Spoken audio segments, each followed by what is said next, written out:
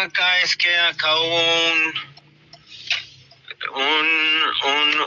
un acuerdo de paz donde, según lo acordado, el Estado tenía que llegar a los territorios donde la FARC tenía control territorial, ¿sí?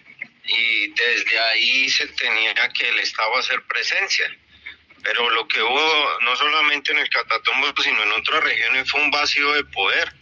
Y ese vacío de poder llevó, digamos, a esos conflictos territoriales por intereses económicos, ¿sí? Y reacomodo territorial. Sí, por ejemplo, entonces ahí uno puede ver el primer conflicto que se originó a raíz del acuerdo de paz. Entonces, primer conflicto que se originó fue, claro, hay un vacío de poder donde acá la autoridad en el territorio era la FARC, era la guerrilla que tenía más poder militar, era la guerrilla que tenía más control territorial, era la guerrilla que más hombres en armas tenía. Entonces, de cierta manera la FARC como que organizaba el territorio, y cuando entra el proceso de paz los manes dejan las armas, se concentran en Caño Indio, y ahí queda un vacío de poder en esos territorios que, en lugar de ser copados por el Estado, empiezan a ser copados por otros grupos al margen de la ley y por insurgencias. En este caso, pues obviamente la insurgencia del ELN y la insurgencia del EPL. Y ese conflicto se origina a raíz de un acuerdo de paz, pues que, si bien, digamos, se tenían muchas expectativas, pues hoy a todas luces pues ha tenido una serie de problemáticas que no ha podido solventar el Estado. Llámese gobierno Santos, llámese gobierno Duque y llámese gobierno Petro. Y claro ejemplo de eso es la financiación del acuerdo de paz que viene por parte del gobierno, la propuesta que hubo el año pasado. ¿Sí? Entonces, además de que no se les cumple a los firmantes, pues tampoco se llega a los territorios. Entonces usted ve lo de los PED, pues que los PED nunca llegaron a hacer transformaciones territoriales reales para, digamos, atacar el conflicto armado desde sus causas objetivas. ¿Se me hago entender? Sí. Entonces, obviamente eso origina, weón, que en esos territorios pues haya unos grupos que siguen, digamos, que pues ven una oportunidad para expandirse y tener más control, y entonces eso lo lee el ELN y el EPL, y entonces ellos empiezan a expandirse por el territorio, los negocios, las economías ilegales que manejaba la FARC, y ahí hay una primera guerra. Pero es que esta guerra no tiene ni punto de comparación. Esta guerra es una guerra, hermano, que yo la verdad, la lectura que nosotros teníamos era pues que sí, esa guerra se venía desde el año pasado. Nosotros ya sabíamos que después de diciembre iba a estar ese conflicto. Pero esto va a ser una crisis humanitaria sin precedentes en la región del Catatumbo. Yo creo que, ojalá esté equivocado, pero yo creo que esto va a ser incluso del mismo nivel o tal vez peor de la llegada del paramilitarismo en el 2000 a la región.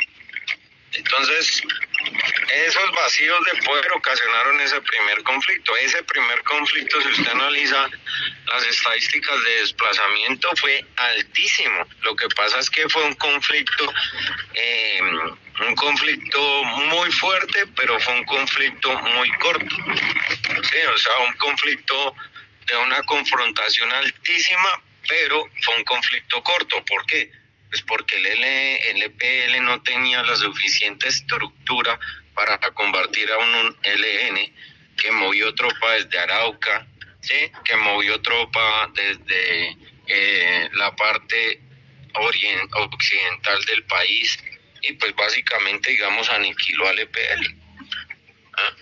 Pero este conflicto es totalmente distinto. Este conflicto es muy diferente al que fue entre el ELN y el EPL. Entonces, ahí hay un reacomodo de fuerzas entre el ELN y el EPL. Obviamente el ELN triunfa, pero empiezan a entrar las disidencias y empiezan a, digamos, a copar los territorios que históricamente habían sido de ellos, y también a tratar de otra vez tomar el control de las economías legales e ilegales. ¿Sí? Entonces, por ejemplo, el impuesto de la cerveza.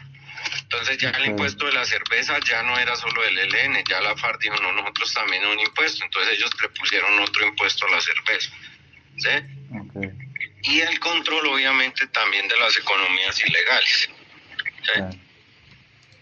Claro. Pero ¿qué pasó? ¿Qué pasó? Pues la FARC empieza a crecer, sí, empieza a crecer mucho, porque digamos con esto de la paz total, sin duda alguna, pues los grupos al margen de la ley crecieron. ¿Sí?